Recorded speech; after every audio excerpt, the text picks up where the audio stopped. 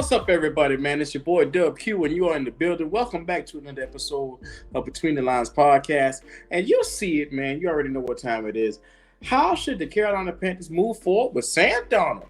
Look, the Carolina Panthers are now sitting second in the division after Sunday's big win. I am very proud to say, shout out to the Panthers, man. Shout out to Steve Wilks for getting those boys up. I am very proud of you guys. Look, let's get it going. Y'all already know how I stand and feel about it. Sunday's win to me means that the Panthers are very much so alive when it comes to the division. Was Sunday's Sam Darnold's signature win for his career? Yes, it was. Simply put, straight to the point, this was his biggest win in his career. And you gotta look why, because Sam Darnold completed 14 out of 24 for his passes, 120 yards and a touchdown in Sunday's win.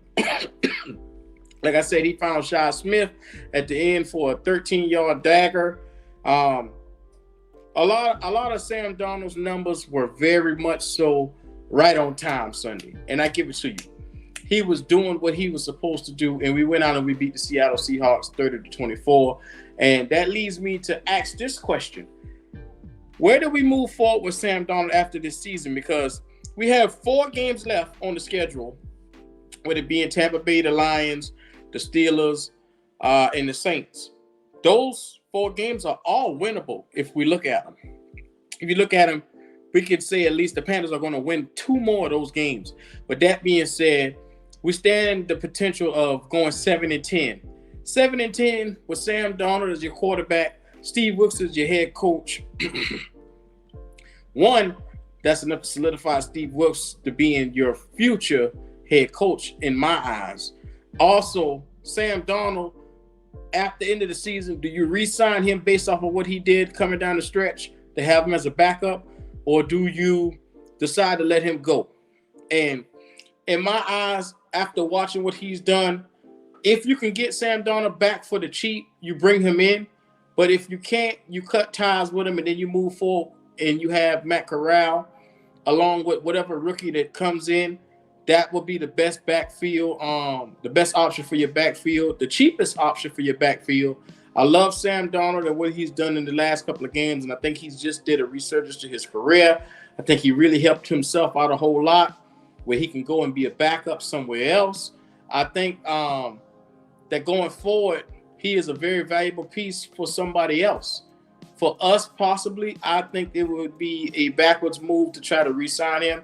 As you guys already seen, Baker Mayfield has already moved on to the Rams. He's went out and had a great time, looking good with the passing. So, like I said, going forward, I would like to see Sam Darnold really take his time, find him somewhere where he can call home, and he could just move there. I don't think it's going to be the Carolina Panthers. I believe that at the end of the season, he go his direction, we go our direction, because he's $20 million. I mean, to pay for a guy that, like I said, he can come in and win you some games, but consistently, we need somebody that's going to be a great backup.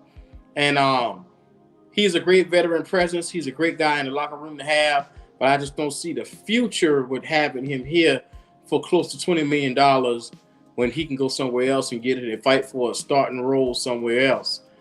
Because we all know with Steve Wilks coming back in next year, or any other coach that will be coming in, he is going to go and find his quarterback. So with that being said, Sam Darnold is going to be a guy that's going to be on the outside looking in. So I would hate to have to see him try to fight his way back into the starting ranks. I believe that going forward, youth should rule the quarterback position here, because at the end of the day, you need to go ahead and draft a guy, roll with him, and allow him to go in and just grow with the franchise. That way we can get used to a guy and have our own product. But shout out to Sam Darnold for getting this win Sunday. I appreciate you, Sam. You know, what you did Sunday was very good for yourself. You really helped elevate yourself and put a lot of good stuff on tape, showing that you still have a chance to showcase some of the stuff that you would like to do. And like I said, we are now sitting 5-8 in the division. That's 1 seat back behind the Tampa Bay Buccaneers. They are 6-7. So at this point in time, this win just changed the entire way we're looking at this season, because what we deemed was a wash is now looking like a very possible chance to get into a playoff game. So if Sam Darnold continue down this path that he's going, what if he go and win it? What if Sam Darnold go out and win a playoff game? Then that might even change the status of him even going somewhere else. He might have to come back here to Carolina because he might be too valuable to give up. He had one of the worst years last year, but I wanted to say that that's because of the offensive line. You're seeing him now behind a better offensive line, and he's producing. So I'm here to say, let's give Sammy D a chance. If he comes out to produce, then he'll be a great backup to whoever else is coming in the draft. So that's my thoughts on it. I like the guy. I don't want to commit to the guy long term, but I would like to take it, week by week, day by day, off season by off season. So shout out to everybody who's watching this video, man. Do us all a favor. Go join the Discord. You see the link down below. Show that love. Subscribe to the channel. We are getting back in the roll of things. And, man, look, we need you to be a part of the family. So come on in.